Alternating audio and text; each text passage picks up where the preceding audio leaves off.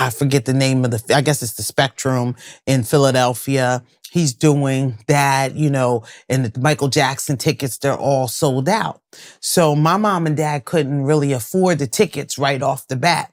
And so my cousins who live next door to me, they got their tickets, they got their jacket, they got everything, all their Michael Jackson stuff. And that was like the trend, like how we dress now. The Thriller jacket? The Thriller jacket. Uh-oh. Oh, you know about the Thriller jacket.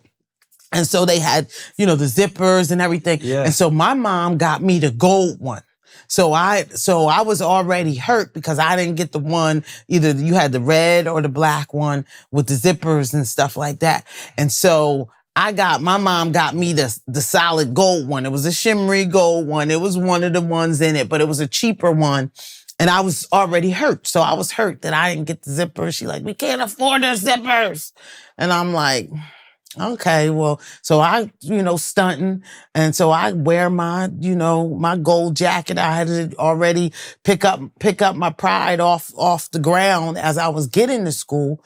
And so I get there and I remember it was a lunchtime, kindergarten. I could remember the back doors and everything. And we were outside and I remember Todd Updike. I remember his name, shouting him out. And we made up later, but Todd Updike, I just remember him saying, nah, chocolate fudge and spit on me. And I did like this. I looked down and all I can remember was that was it. And I still see it right now. And that spit started going down my jacket. And I looked up at him and I woke up.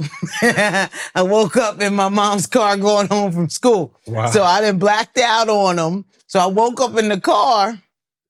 I'm like, what happened? My mom was like, you beat the little boy up. School, they sent you home. They sent you home for school. You blacked out on him. I was like, oh. So after that, all the kids never really messed with me again, right? Because they knew that, Jania had this button in them. So they never really messed with me again. But when we got into the 12th grade, he apologized. Todd Updike, he apologized for that.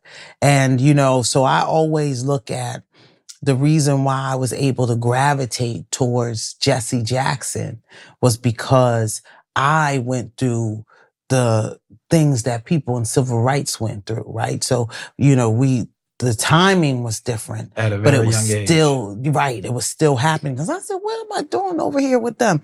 But I realized that I was, I too went through it. So that was, I would say, is my first So real tell me scar. about your mom and how that affected you. How this particular Yes. scar affected me? Well, my mom and dad, we grew up, the Butler family, we grew up as fighters, right?